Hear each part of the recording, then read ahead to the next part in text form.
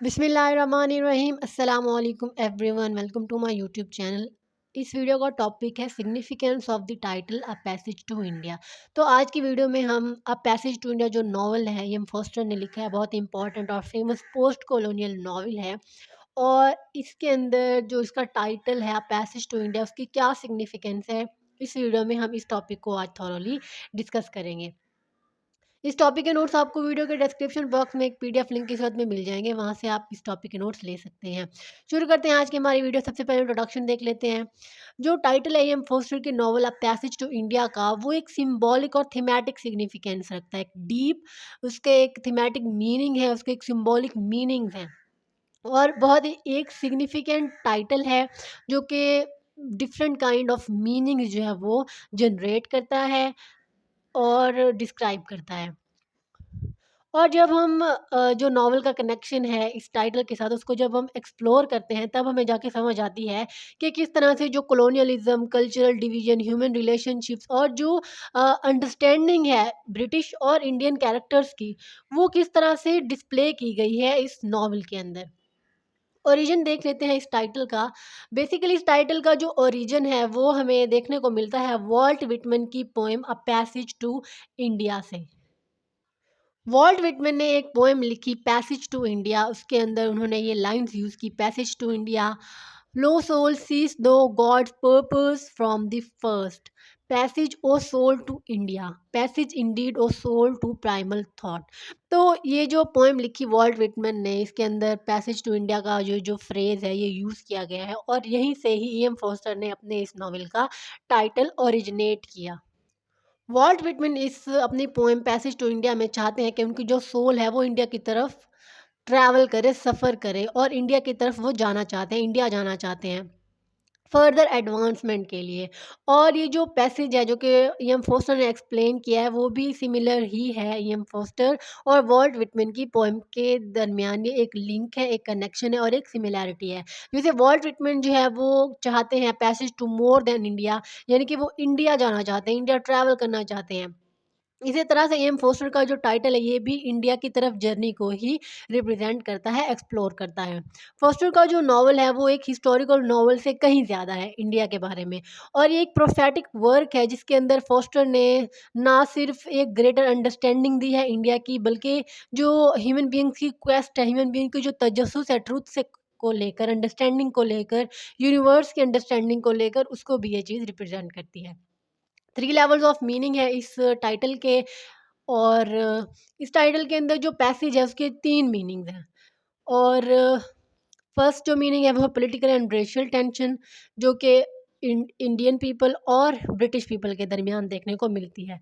Next है symbolic landscape, कि जो इंडिया है वो एक मॉडल है, एक रिडल है, जो कि कभी भी किसी ब्रिटिशर की समझ में नहीं आ सकता। उसके बाद रिलीजियस फेस्टिवल्स हैं इंडिया के। जो हिंदुइज़्म है उसमें भी रिलीजियस फेस्टिवल्स होते हैं, और चूँकि इंडिया जो है उसके अंदर बहुत से जो रिलीजियस पीपल हैं वो रहते हैं, डिफरेंट काइंड ऑफ रिलीजियंस वहाँ पे एग्जिस्ट करते हैं, हिंदुइज़्म है, बुद्धिज़्म, क्रिश्चियनिटी है, इस्लाम है। तो बहुत से जो फेस्टिवल्स हैं वो भी इस टाइटल की जो सिंबॉलिक एक रिप्रेजेंटेशन है उसको एक्सप्लोर करते हैं। और प्योरली नैरेटिव लेवल पे अगर हम यूजुअल एक मीनिंग देखें इस नॉवल का, तो इस नॉवल का मतलब है कि इंडिया कंट्री की तरफ एक पैसेज है, एक सफ़र है, एक ट्रैवल है, एक जर्नी है। यानी कि कुछ जो ब्रिटिशर्स हैं वो ट्रैवल करते हैं इंडिया की तरफ। वो जो इंडिया के अंदर उनके साथ जो एक्सपीरियंसेस हुए हैं या इंडिया की तरफ वो गए हैं, इस पूरे प्रोसेस को रिप्रेजेंट करता है ये title a passage to India.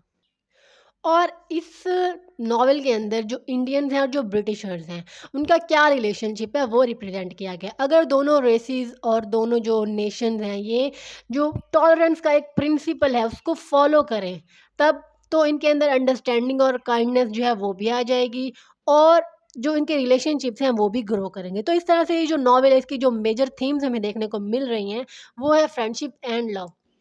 Next point हम देख लेते हैं एलेगोरिकल मीनिंग का, कि इसके एलेगोरिकल मीनिंग क्या है। तो आउटवर्डली एंड सुपरफिशियली जो टाइटल है इस नॉवल का, वो एक जर्नी को रिप्रेजेंट करता है इंडिया की तरफ। और बहुत से इन्वेडर्स हैं जिन्होंने इंडिया के ऊपर हमला किया, और इंडिया के जो ख़ज़ाने थे, इंडिया के जो इम्पोर्टेंट लग्ज़रीज़ थी, इंडिया के जो इम्पोर्टेंट इंस्ट्रूमेंट्स थे, वो उन्होंने बोरियाँ भर-भर के वो अपने साथ ले गए। जैसे हम ब्रिटिशर्स को भी कह सकते हैं कि उन्होंने जब सब कॉन्टिनेंट पे इंडिया के ऊपर हमला किया, तो बहुत से ख़ज़ाने जो थे वो भर-भर के ले गए। लेकिन उनका क्या मकसद था, ब्रिटिशर्स ये समझते थे कि वो इंडिया को सिविलाइज़ करने आए हैं, जबकि इंडिया एक सिविलाइज्ड नेशन ही है। इंडिया एक सिविलाइज्ड कंट्री ही है, और जो जितने भी सब कॉन्टिनेंट या अफ्रीका के या जितने भी जो कॉन्टिनेंट्स हैं, उनको सिविलाइज़ करने की ज़रूरत थी नहीं। लेकिन जो व्हाइट मैन्स हैं, वो ये समझते हैं कि उनके ऊपर एक बर्डन है, उनके ऊपर एक बोझ है कि उन्होंने इन कंट्रीज़ को, इन सब कॉन्टिनेंट्स को जो है वो सिविलाइज़ करना ही करना है। तो ये थे इसके एलेगोरिकल मीनिंग के जो ब्रिटिशर्स थे, उन्होंने जो है वो पैसेज किया, ट्रैवल किया इंडिया की तरफ और इंडिया को सिविलाइज़ करने की कोशिश की। और कुछ ब्रिटिशर्स जो हैं इस नॉवल के अंदर, वो ट्रैवल करते हैं इंडिया को में आते हैं, इंडिया को समझने की, कम्प्रीहेंड करने की और अंडरस्टैंड करने की कोशिश कर रहे हैं, जो कि वो नहीं कर पाते। अब देखते हैं कि पैसेज क्या है। एक डीपर लेवल पे अगर हम देखें, तो जो नॉवल है वो एक पैसेज क्रिएट करता है कि इसके दरमियान achievements of the west with the wisdom of India, के जो वेस्ट की अचीवमेंट्स हैं और जो विजडम है इंडिया की, उनके दरमियान एक पैसेज है between physical and spiritual. Physical क्या है, जो वेस्टर्नर्स हैं वो फिजिकल बॉडीज है, उनके अंदर सोल नहीं है, स्पिरिट नहीं है। लेकिन जो इंडिया है, इंडियन पीपल है, उनके अंदर स्पिरिट है, स्पिरिचुअलिटी है, सोल है। और जब जो ब्रिटिशर्स हैं वो इंडिया आते हैं, और मारावार केव्स का जो इंसिडेंट है, उनको पता चलता है कि वो इंडिया में वेलकम नहीं किए गए हैं, उनकी सोल ही नहीं है, और वो सिर्फ़ एक फ़िज़िकल बॉडीज़ हैं, जो कि सिर्फ़ और सिर्फ़ अचीवमेंट्स को और नॉलेज को, रीज़न को, इसको रिप्रेज़ेंट करते हैं। लेकिन जो इंडियन पीपल हैं, जो इंडिया है, वो स्पिरिचुअलिटी को रिप्रेज़ेंट करता है, डिफरेंट रिलीजियस बिलीफ्स के थ्रू। नेक्स्ट है ideals of the west, normality, rationality, personality, exclusion. अब जो वेस्ट के आइडल्स हैं, जो कि ब्रिटिशर्स के जो आइडियल्स हैं, वो क्या है, नॉर्मेलिटी है, रेशनैलिटी है, रीज़न पे फोकस करते हैं, पर्सनैलिटी एक ह्यूमन बीइंग की कैसी होनी चाहिए। और उसके अलावा जो इंडियन पीपल हैं, उनके जो आइडल हैं वो है लव, इम्पर्सनैलिटी, इंक्लूसिवनेस और जेक्सटापोज। यानी कि ये जो इंडियन आइडियल्स हैं वो लव है, इम्पर्सनैलिटी और इंक्लूसिव हैं। तो इनके दरमियान एक लिंक और एक पैसेज शो करता है इस नॉवल के जो टाइटल है अ पैसेज टू इंडिया में, जो वर्ड द पैसेज है। A passage to India title में जो पैसेज है वो हमने देख लिया है कि किस किस तरह से है वो वेस्ट की अचीवमेंट्स और इंडिया की विजडम के दरमियान लिंक है, फिजिकल और स्पिरिचुअल के दरमियान लिंक है, और जो वेस्टर्न आइडियल्स हैं और जो इंडियन आइडियल्स हैं उनके दरमियान लिंक है। अब हम देख लेते हैं पैसेज टू इंडिया टाइटल के अंदर जो इंडिया है उसका क्या रोल है। इंडिया जो है वो एक स्पिरिट है, इंडिया एक मिस्ट्री है, इंडिया जो है वो रिच स्पिरिचुअल हेरिटेज है। फॉरेनर्स जो है वो कंफ्यूज हो जाते हैं और खो जाते हैं जब वो रियल इंडिया को एनकाउंटर करते हैं, रियल इंडिया को देखते हैं, रियल इंडिया को कम्प्रीहेंड करने की कोशिश करते हैं, जबकि वो उसको अंडरस्टैंड नहीं कर सकते, नहीं कर पाते। और जो इंडिया है वो एक मिस्टीरियस है, वो एक रिडल है, वो एक मडल है, वो बहुत कन्फ्यूज़िंग जगह है, वो बहुत कन्फ्यूज़िंग कंट्री है, जिसको जो वेस्टर्नर्स हैं, जो फॉरेनर्स हैं, जो विदाउट सोल हैं, जिनके अंदर स्पिरिट ही नहीं है, वो कभी भी अंडरस्टैंड नहीं कर सकते। इवन के जो बेस्ट रिप्रेजेंटेटिव हैं और जो हाईली चेरिश्ड आइडियल्स हैं वेस्टर्न कल्चर के, फील्डिंग, वो भी यही फील करता है कि जो इंडिया है वो एक मॉडल है।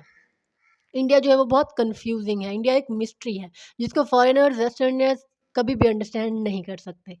और इस ओपिनियन के पेश नज़र जो वेस्टर्नर्स का ये जो ओपिनियन है कि जो इंडिया है वो एक मॉडल है, एक रिडल है, फोस्टर जो है वो इस बात पे ज़ोर देता है कि जो इंडिया वो एक स्पिरिट है, और इंडिया को अंडरस्टैंड करने के लिए एक बंदे को उसकी स्पिरिचुअलिटी को अंडरस्टैंड करना पड़ेगा कि इंडिया के अंदर जो स्पिरिचुअलिटी है, जो रूहानियत है, उसको अंडरस्टैंड करना पड़ेगा।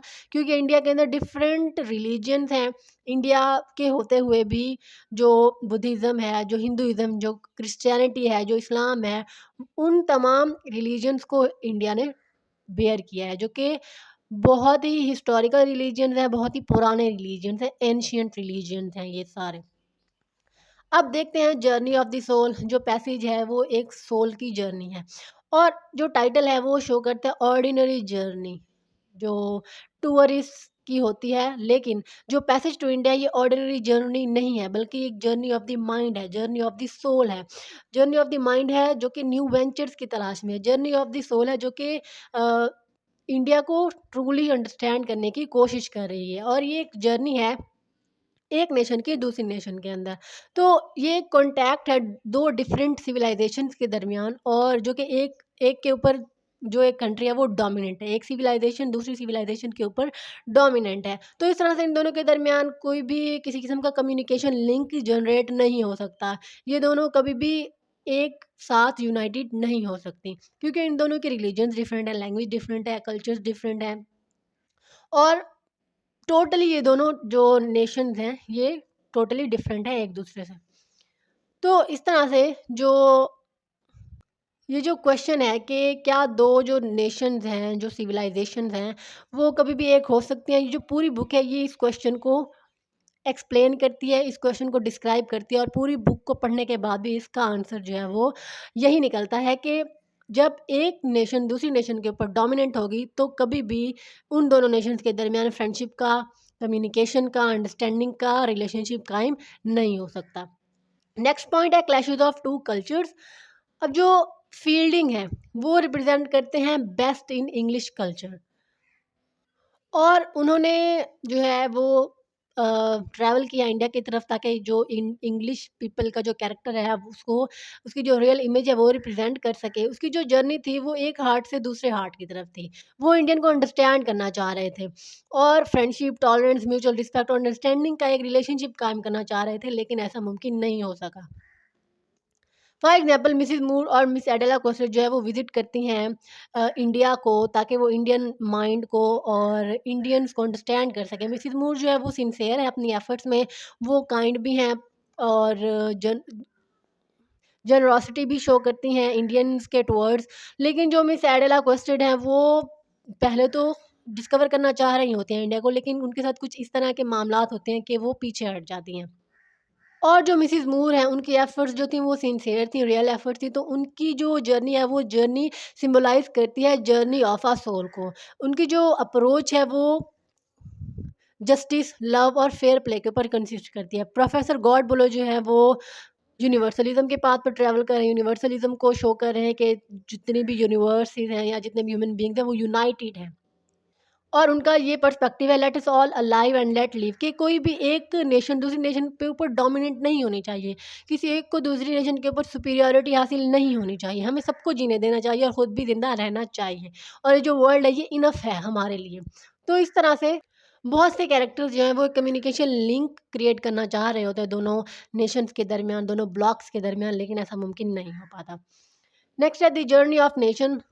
एक नेशन की जर्नी है दूसरी नेशन की तरफ। मैंने आपको पहले ही बताया कि जो वेस्टर्नर्स हैं वो ट्रैवल करते हैं इंडिया का, और जिनमें एक कंट्री जो वो डोमिनेंट है वेस्टर्न कंट्री, और जो इंडियन कंट्री है, जो इंडियन नेशन है, इंडियन सिविलाइजेशन है, वो उसको इन्फीरियर समझा जा रहा है, वो सप्रेशन का शिकार है, सेग्रीगेशन का शिकार है।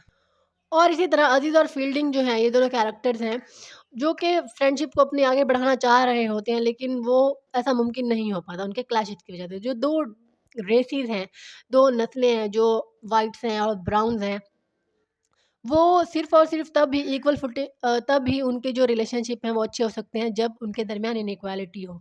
जब इंग्लिशमैन जो हैं वो इंडियंस के ऊपर डोमिनेंट ना हो। जब तक इंग्लिश पीपल मास्टर्स हैं इंडियंस के, तब तक ये इन दोनों सिविलाइज़ेशंस का, इन दोनों नेशंस का जो रिलेशनशिप है वो ग्रो नहीं कर सकता।